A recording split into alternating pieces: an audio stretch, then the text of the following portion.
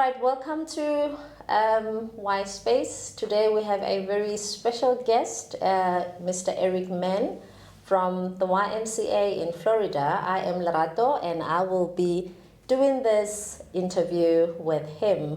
Good morning, Eric. Good morning. How are you? I'm doing well. How are you? And how is your time in South Africa?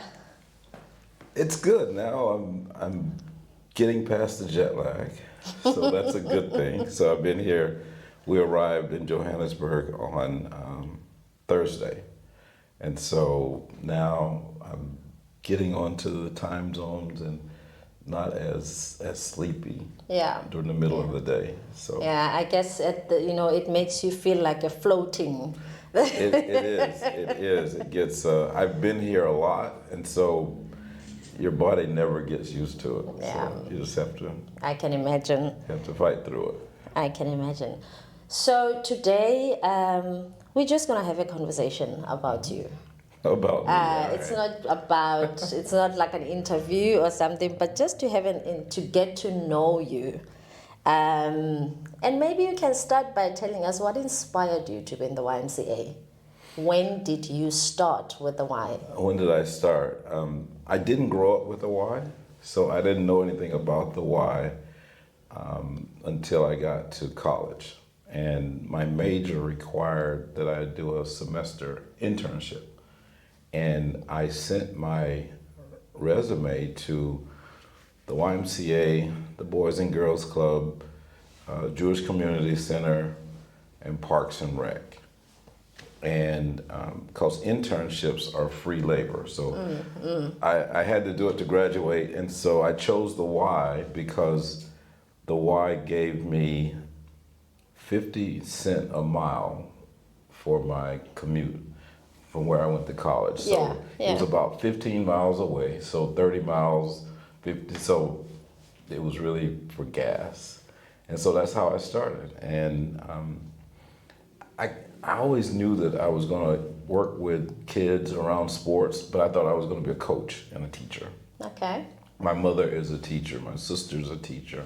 And so I just grew up figuring I would be a teacher and a coach of the football team. Oh, wow. And so when I went to the Y, I was still working with kids and I was still working around sports, and but I was a youth worker. I remember talking to my parents about going home. So I lived probably 5 hours, maybe 6 hours away from where I went to college in terms of driving. And I remember talking to my parents about what I was going to do after I graduated. And I had planned on going home and kind of resting and then send out some resumes later on. But they suggested that I talk to the Y, and did they have a job? And the Y had a job, but it wasn't a director's job. Yeah. It was just a youth worker's job, and that's how I started. And I worked there at that particular Y for a year, and then I moved to Connecticut, which is 1,000 miles away, and never been there, and as a youth director. Yeah. That's how I know how to play football. And having evolved over the years, do you think the YMCA is evolving and changing or accommodating the needs of communities today? Yes, I think that part of the evolution is, one, the leaders have to continue to be lifelong learners. Listening to the community, if you're listening to the staff, if you're listening to the members, and you're reading and you're understanding what's going on in the world. Yeah. And the world goes like this down to your community. And so as leaders, you have to be willing to listen. And less talk, lots of listen, and then be open to change and understanding how to execute a plan of change. How flexible do you think the YMCA is with regards to inclusivity, especially when it comes to women leadership. We know the YMCA used to be or is still a male-dominated environment with regards to YMCA, especially in the African context, if I could put it that way. Yes. Yeah, in the African context, that evolution and women inclusivity in leadership, it's very slow. Yes, it is coming, but it's going at a very slow pace as compared to other countries. So what I would say is there's two pieces to the context of Africa and the U.S., but that context really is on cultural things all the way around. So I've been coming to Africa since 1995. So I've seen, and I've visited Ghana, South Africa, Zimbabwe, 13 different countries. Yeah. So I've been watching, I've been involved in the evolution of the Y, but culturally, Africa. So what I would say is the U.S. context in terms of equality, especially around gender, right now, in my Y, the Y I work with now, 80% of the employees are women. Yeah. And I'm not different. All the Ys in the U.S., I would say more than 50 to 60, 70% of their employees are women. Yeah. So you say, why? It's really, it centers around the program offerings. And so generally speaking, if you have a lot of childcare, so we have 43 different after school sites. I would say that 90% of those site directors are women. And so as they progress, and then you look at positions like aquatics, the lifeguards, a lot of women, but men, but there's a lot of women. Then you look at wellness, the fitness instructors, primarily women. And so as they grow in their careers, you will see that the women on this trip, some are spouses, but then you have board members. Yeah. And so from Jacksonville, we have four women. I'm very, very pro everybody leading. So having me and what I want to see in our organization is equity, because I'm an African American. With your time in the Y, and what is your vision?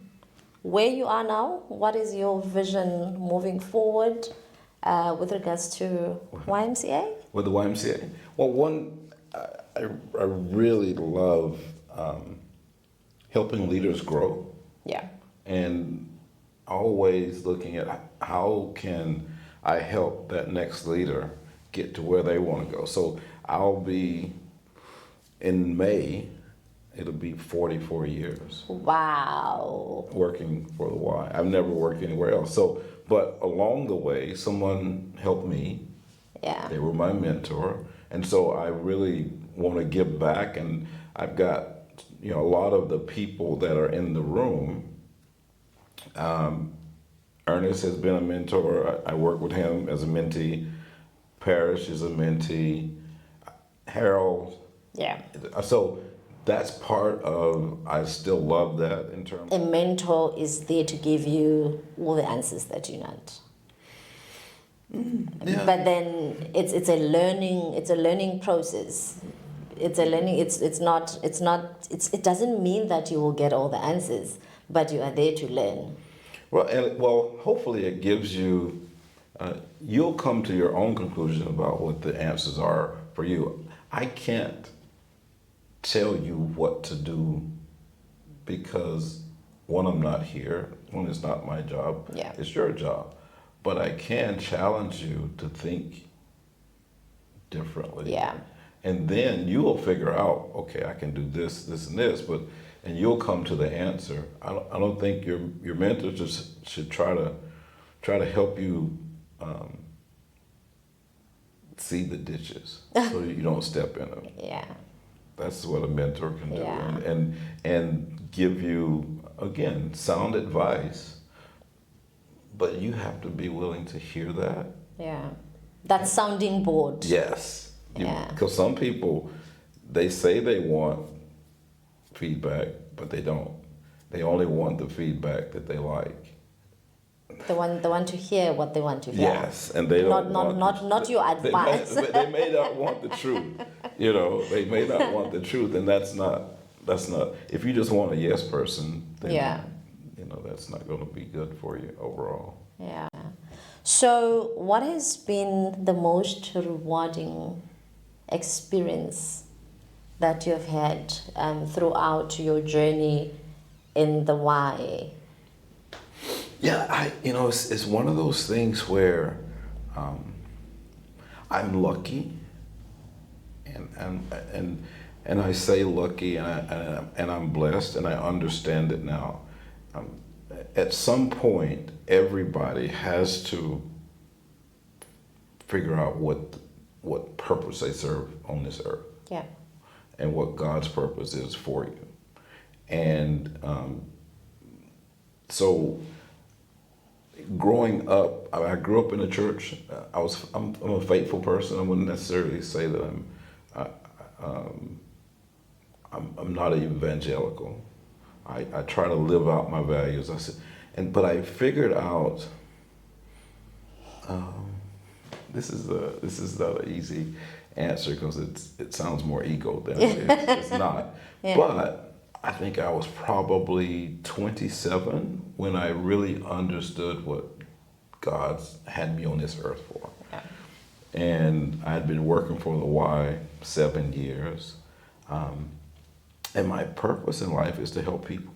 And when I realized that, the light bulbs and everything started happening in my career because the Y was the perfect organization that I could live out my personal values and work for an organization that had very similar values. Yeah. And so what I really, really enjoyed the most is I get to do something positive every day. Wake up saying what I do makes a positive impact. Yeah. Not a lot of people, and I can make a living at it. Not a lot of people can do that. Like yesterday. Yesterday was amazing. Thank you. Well, it was amazing because the impact of just those shoes and having our group there, and that is what gives me joy. If you saw me yesterday, I was involved with some of the kids, but I was really just looking at and smiling and saying, this is what we should be doing. Every one of the Ys we have visited are just doing amazing work. Yeah. See, that's the part that I'm glad our group is seeing is the work that is happening here is very important. Yeah. Before we close, what would be that one lasting legacy that when you leave, you would say that, this is what I have left in the Y throughout my career in the Y?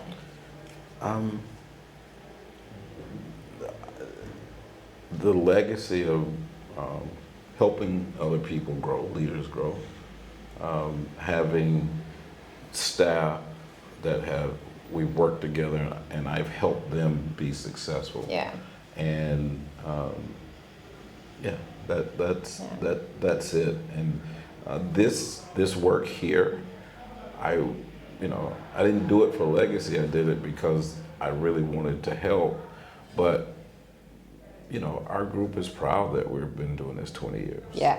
And the impact of bringing our countries, our Ys from different countries together, I'll be proud of that from the standpoint of it was done and still is done not to brag about it, it's to help. Yeah. Right. Yeah. And so, so yeah, those are the things that I'm most proud of, is the impact through the people that I've helped grow, and myself. I mean, so, but yeah, that's it. Yeah. Yeah.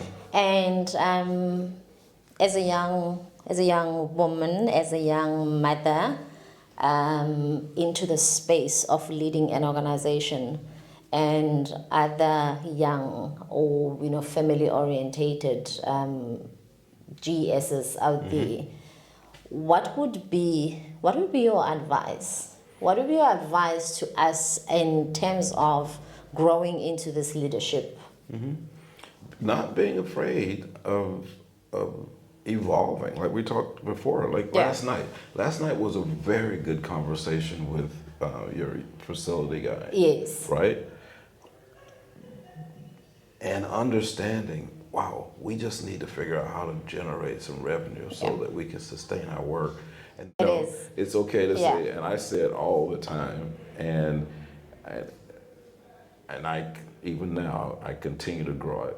I learned just through yesterday, so I'm always figuring out, okay, that's a good idea. I can, learn that. So that's it.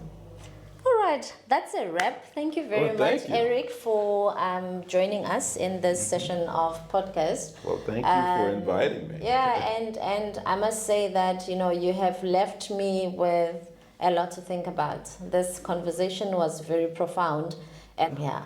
So guys, this is a wrap. I am Lerato Lebopo, the General Secretary of Nelson Mandela Bay, and thank you for watching. Please do subscribe on our channel at Y Space at Nelson Mandela Bay. Thank you very much.